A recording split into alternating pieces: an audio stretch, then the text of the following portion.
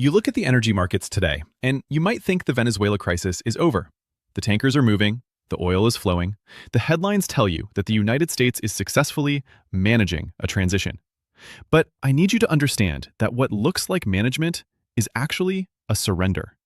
We aren't fixing a failed state. We are monetizing its collapse. We have traded the hard work of institutional power for the cheap sugar rush of transactional access. We are keeping the lights on in Caracas not because we have a strategy, but because we have abandoned the very idea of long-term American leadership. This isn't just about the price of gas. It is about whether the United States still has the credibility to command the Western Hemisphere, or if we are voluntarily downgrading ourselves from a superpower to just another bidder in a crowded market. We are going to walk through exactly how this happened and why the bill for this short-term thinking is about to come due. My name is Ren Aoyama. If you believe that understanding American power matters more than comforting political slogans, I want you to subscribe to this channel right now. Let's get to work. You look at the headlines and you see what looks like a solution. You see the tankers moving again. You see the license approvals coming out of the Treasury Department. You see Chevron and the other majors re-entering the Orinoco Belt, ramping up operations, sending engineers back into the field. And the narrative that washes over you is one of competence. It feels like the adults are back in the room. The story being told is that Washington has finally figured out how to manage the Venezuela problem. We are told that we have successfully threaded the needle. We are relieving pressure on global energy markets. We are stabilizing a failed state, and we are reasserting American influence in our own hemisphere. It looks clean. It looks technocratic. It looks like control. But I want you to look closer at what that word, control, actually means in this context. Because what is happening right now is not a restoration of order. It is a manufactured illusion of order. We are confusing the movement of oil with the existence of a state. And those are two very different things. When you strip away the press releases and the diplomatic optimism, what you find underneath is not a strategy, but a collection of loopholes. We haven't fixed the structural breakage in Venezuela. We have simply engineered a way to route around it. The pipelines are flowing, yes. But the institutions that are supposed to own, regulate, and manage those pipelines do not exist in any legal sense that a superpower should recognize. We need to talk about the language being used to sell this. You keep hearing words like transition, reconstruction, and energy security. These are comforting words. They suggest a process with a beginning, a middle, and an end. They imply that there is a plan to move from chaos to stability. But if you look at the actual agreements, if you look at the licenses being granted, there is no transition mechanism. There is only a transaction mechanism. We are treating a sovereign nation not as a country that needs to be brought back into the community of nations, but as a distressed asset that needs to be liquidated. And because we are desperate for the asset, the oil, we are willing to overlook the fact that there is no legitimate landlord to sign the lease. Consider the reality of PDVSA, the state oil company. For decades, this was the engine of the Venezuelan economy. It was a corporation. It had bylaws, it had engineers, it had a balance sheet. Today, PDVSA is a hollow shell. It has been stripped of its technical capacity, looted by its own managers, and subjected to sanctions that froze it in time. So when the United States says we are working with the Venezuelan oil sector, who exactly are we working with? We aren't working with a functioning energy ministry. We aren't working with a constitutional government that has clear title to the resources. We are working with a provisional, ad hoc network of political appointees and survivalists who are holding the keys to the gates. We have authorized American companies to go down there and operate in a legal vacuum. We tell them, go pump the oil, pay the taxes to whoever is currently holding the gun, and we will call it energy security. This is where the illusion becomes dangerous. We are projecting the image of a superpower managing a crisis. We stand at the podium and announce quotas and caps and timelines. It feels like power. But true power, institutional power, requires a partner on the other side. It requires a legal framework that survives the next election cycle. It requires contracts that are worth more than the paper they are printed on. We don't have that. What we have is a waiver. A waiver is not a policy. A waiver is an admission that you cannot solve the problem, so you are going to suspend the rules to get what you need right now. And by relying on waivers, by relying on these executive carve-outs, we are admitting that we have no long-term leverage. We are not building a new Venezuelan state that aligns with American interests. We are simply monetizing the wreckage of the old one. Think about the message this sends. We are telling the world that the United States no longer requires democracy or rule of law or even basic institutional competence from its energy partners. We are saying that as long as the product hits the market, we are willing to suspend our own standards. We are willing to engage in a fantasy that the transition is coming, while every day we cement the status quo. The people running Caracas right now look at this arrangement and they don't see American strength. They see American exhaustion. They see a superpower that has given up on the hard work of nation building and has settled for the easy work of extraction. They know that we aren't there to fix the country. We are there to drain it. And because we aren't fixing the underlying rots, the lack of property rights, the lack of a judicial system, the complete collapse of civil society, the oil that is flowing today is incredibly fragile. It is flowing through a system that could collapse tomorrow. If a pump breaks in the Orinoco Belt, there is no supply chain to fix it. If a labor dispute turns violent, there is no court to resolve it. If the political winds shift in Washington or Caracas, the entire legal framework protecting these investments evaporates instantly, because it isn't based on law, it's based on permission. We are building a skyscraper on a sinkhole and congratulating ourselves on the view. This is the definition of fragility. We have convinced ourselves that because we can turn the spigot on, we control the water. But we don't own the plumbing. We don't own the reservoir. And we certainly don't control the people guarding the facility. So when you hear the administration or the energy analysts talk about how the Venezuela situation is, quote, stabilizing, understand that they are talking about a very specific, very shallow kind of stability. They are talking about the stability of a hostage situation where the ransom has been paid. It is quiet for the moment. Everyone is getting what they want for the moment. But do not mistake this for a solution. Do not mistake this for American leadership. This is a holding pattern. And the longer we stay in this holding pattern, pretending that we are managing a recovery, the more we erode the very institutions we claim to defend. We are not projecting power. We are projecting a desperate need for resources and a willingness to abandon our own principles to get them. We are acting from a position of declarative strength, issuing orders, granting licenses, holding press conferences. But structurally, we have never been weaker. We have tethered our energy security to a ghost state. And sooner or later, ghosts tend to vanish. To understand why this approach is destined to fail, you have to step back and look at the machinery of American power itself. You have to understand the fundamental shift that has taken place in how Washington interacts with the world. For the better part of a century, American dominance wasn't just about having the biggest military or the deepest pockets. It was about architecture. When the United States entered a broken region, whether it was post-war Europe or post-crisis Asia, we didn't just extract value, we built institutions. We built frameworks, legal, financial, political, that made stability the default setting. We created environments where contracts were enforceable, where property rights were respected, and where allies could invest with a 30-year horizon because they knew the rules wouldn't change tomorrow. That is what we call institutional power. It is heavy. It is slow to build, but once it is in place, it is almost impossible to break. It creates a reality that everyone else has to live inside. But look at Venezuela today. We have abandoned the architecture business. We have replaced institutional power with transactional power. And there is a world of difference between the two. Institutional power says, here is the law, and it applies to everyone.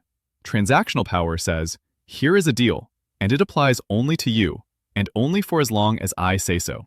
Venezuela is the test case for this downgrade in American strategy. We aren't helping Caracas build a new energy framework that could last for a generation. We aren't demanding the creation of an independent energy regulatory body that stands apart from the whims of a dictator. Instead, we are running the entire relationship through the Treasury Department's Office of Foreign Assets Control. We are governing by license. We are governing by exception. Think about what that actually means for the future. If you are a major energy company, not just looking to pump quick oil, but looking to rebuild the grid, repair the refineries, and stabilize the electrical system, you need to put billions of dollars on the table. You need to know that your investment is safe in 2030, in 2035. But under this transactional model, you don't have rights. You have a permission slip from the White House, and that permission slip is reviewed every 6 months. It can be revoked because of a tweet. It can be revoked because of a poll number in Florida. It can be revoked because the president wakes up on the wrong side of the bed. Serious capital does not deploy into that kind of environment. Vulture capital does. Speculators do. But the kind of massive structural investment required to actually rebuild a nation does not move on a 6-month waiver. So, the infrastructure in Venezuela remains broken. The power grid remains unstable. The state remains a basket case. And the oil that comes out is purely extractive. It doesn't build anything. It just leaves. This is where the strategic rot sets in. We are training the world to see the United States not as the guarantor of stability, but as the gatekeeper of a toll road. Our allies are watching this. When European or Latin American capitals look at how we are handling Venezuela, they don't see a superpower leading a coalition to restore democracy. They see a superpower leveraging its sanctions regime to carve out privileged access for its own corporations while keeping everyone else locked out. They see us acting like a merchant, not a magistrate. This erodes trust faster than any military defeat ever could. Because when you rely on transactional power, you strip away the moral and legal cover of your actions. You are no longer upholding an international standard. You are just flexing a muscle. You are saying, we are doing this because we can. And the moment you switch to because we can, you lose the ability to lead. You only retain the ability to coerce. We are seeing the results of this choice in real time. We have access to the oil, yes, but we have no authority over the outcome. We cannot dictate the political future of Venezuela because we haven't built any leverage within the Venezuelan system itself. We've only built leverage over the cash flow. The regime in Caracas knows this. They know we are addicted to the transaction. They know we need the oil to keep flowing, to keep gas prices down, and to keep the illusion of management alive. So they have us trapped. We can't walk away without spiking prices, and we can't stay without legitimizing a mafia state. We have voluntarily walked into a trap of our own making because we chose the shortcut. We chose the deal over the institution. This is the hard truth that Washington is trying to hide. We are not projecting strength in Venezuela. We are displaying a profound loss of confidence in our own model. We are acting as if the era of American institution building is over, and all that's left is to grab what we can, deal by deal, barrel by barrel, before the window closes. We are trading durable authority for temporary leverage. And in geopolitics, that is a trade you eventually lose. You cannot run a global order on ad hoc agreements and executive discretion. You need law. You need predictability. By treating Venezuela as a transaction, we are telling the world that the United States is no longer in the business of building the future. We are just trying to survive the present. Now, we have to name the thing that is driving this transformation. We have to identify the specific strain of political logic that has made this shift from institutional power to transactional chaos possible. It is easy to look at the volatility of American foreign policy and call it incompetence. But it isn't just incompetence. It is a philosophy. It is a specific method of governance that has infected the American strategic bloodstream. We need to talk about Trumpism, not as a personality cult and not as a campaign slogan, but as a systemic contaminant. I want you to put aside the rhetoric. Put aside the tweets, the rallies, the noise. Look strictly at the mechanism of power. The defining characteristic of the Trumpian worldview is the belief that institutions are obstacles. In this view, the State Department, international treaties, established law, and career diplomats are not assets to be deployed. They are deep state friction points to be bypassed. The goal is to reduce the complex machinery of the United States government down to a single point of decision, the executive will. Venezuela is the perfect laboratory for this contamination. Under this model, Venezuela isn't a complex geopolitical crisis involving humanitarian collapse, regional security, and global energy markets. It is simply a distressed asset. It is a piece of real estate to be leveraged. When the maximum pressure campaign was launched, it wasn't a strategic siege designed to force a negotiated settlement. It was a bludgeon. It was an attempt to crush the target quickly, to seize the asset.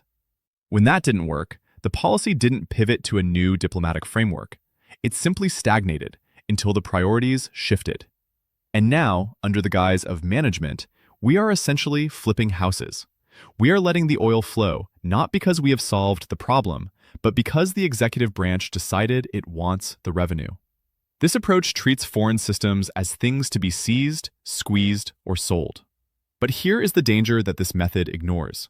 When you govern by executive fiat, when you govern by personal caprice rather than public law, you destroy the one thing a superpower needs most. You destroy the timeline. Policy used to be measured in decades.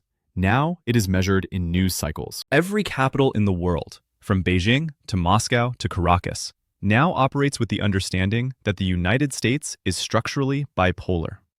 They know that any agreement signed today, any license granted today, any alliance reaffirmed today, is entirely dependent on who sits behind the resolute desk in January of 2025 or 2029. This creates a terrifying form of paralysis. We call it political risk, but it's actually systemic illegitimacy. If you are a Venezuelan opposition leader, why would you risk your life negotiating a long-term transition with the United States, knowing that the next American president might tear up the deal on day one just to spite his predecessor? If you are an energy CEO, why would you pour concrete in the Orinoco Belt when you know that your license to operate is not protected by a treaty, but relies on a waiver that can be revoked because of a campaign promise? This is where the contamination becomes fatal. Trumpism has normalized the idea that American commitments are not binding. It has taught the world that the United States does not have permanent interests. It only has temporary moods. We see this volatility and we try to frame it as unpredictability, as if keeping our adversaries guessing is a strategy. But in the real world, unpredictability is a tax on power. It forces our friends to hedge their bets. It forces neutral nations to drift toward China. Because, say what you will about the Chinese Communist Party, they stick to the plan. They offer 20-year timelines. We offer 4-year mood swings. The damage this inflicts is cumulative. We are teaching the world that the American signature is worthless unless the person holding the pen is currently in the room. And do not think for a second that this is limited to one administration. The precedents being set right now regarding Venezuela, the use of sanctions as a volume knob for oil prices, the bypassing of Congress, the reliance on executive waivers, these are tools that have been sharpened and normalized. The system has learned that improvisation is acceptable. We have moved from a nation of laws to a nation of loopholes. This is the true cost of the Trumpian influence on our foreign policy. It isn't just about the bad decisions made by one man. It is about the destruction of the continuity required to be a superpower. We have turned our national strategy into a personal fiefdom. And you cannot run a global order from a fiefdom. The world is adjusting to this. They are pricing in the American discount. They assume we will be erratic. They assume we will be transactional. They assume that our word is good only until the next election. And once that assumption takes hold, it becomes a self-fulfilling prophecy. We lose the ability to shape the long term because no one believes we will be there to see it through. So, where does this road actually end? We have stripped away the illusion of control, we have exposed the weakness of transactional power, and we have identified the systemic volatility at the core of our strategy. Now we must look at the bill. Because in geopolitics, the bill always comes due. We need to be very clear about what we are setting in motion right now. This is not a hypothetical scenario for a think tank war game. This is a logical projection of the incentives we have already placed on the table. By accepting a Venezuela that is broken but profitable, by accepting a relationship defined by waivers rather than laws, we are codifying a new standard for American behavior in the Western Hemisphere. We are establishing that the United States no longer requires stability in its neighborhood. It only requires access. We are telling the region that we are comfortable with zombie states. We are comfortable with nations that are institutionally dead, so long as the resource extraction sectors are kept on life support by American engineers. And the moment we accept that premise, we lose the hemisphere. You look at the map of South America, and you see the friction rising. You see leaders in Colombia, in Brazil, in Guyana, watching Washington's behavior. They are rational actors. They see that the United States is focused on the quarter, on the election cycle, on the immediate price of a barrel. They see that we are not offering a framework for long-term development or security. And nature abhors a vacuum. If the United States is no longer the provider of institutional permanence, other powers will step in to sell their own version of stability. And they are already doing it. We worry about China and Russia sending soldiers or spies, but that isn't the real threat. The real threat is that they are sending contracts. Beijing is perfectly happy to sign 20-year infrastructure deals with a broken Venezuela. Moscow is perfectly happy to provide security guarantees to a pariah state. They don't have our voters. They don't have our election cycles. They can offer the one thing we have decided we can no longer afford: predictability. We are literally driving our neighbors into the arms of our competitors, not because they prefer authoritarianism, but because they need a partner who doesn't change their mind every 4 years. We are making the strategic calculation that it is safer to align with a consistent rival than a volatile ally. This is the strategic cost we are ignoring. We are trading our birthright, the position of the United States as the indispensable architect of the Americas, for a bowl of porridge. We are trading long-term hemispheric authority for short-term market stabilization. And when the next crisis hits, when a border dispute flares up, when a migration wave begins, when a new pandemic emerges, we will reach for the levers of power and find that they have been disconnected. You cannot leverage a relationship you haven't built. You cannot call in favors from a government you have treated as a disposable asset. The tragedy here is that this damage is self-inflicted. We are not losing Venezuela because we lack the power to influence it. We are losing it because we have forgotten what power is for. We have forgotten that American strength is derived from the fact that we build things that last. The Marshall Plan wasn't a waiver. The NATO alliance wasn't a temporary license. Those were commitments to a future reality. What we are doing now is liquidating that legacy. We are stripping the copper wiring out of the house of American diplomacy and selling it for scrap. So do not look at the gas prices today and tell me the policy is working. Do not look at the production quotas and tell me we have managed the transition. Look 10 years down the road. Look at a hemisphere where the United States is viewed not as a leader, but as just another transactional bidder in a crowded market. Look at a Venezuela that remains a broken authoritarian shell, permanently dependent on whoever cuts the check that week. That is the trajectory we are on. The illusion of control has bought us a little bit of time, but it has cost us our credibility. The strategic bill has arrived, and we are going to be paying it for a generation.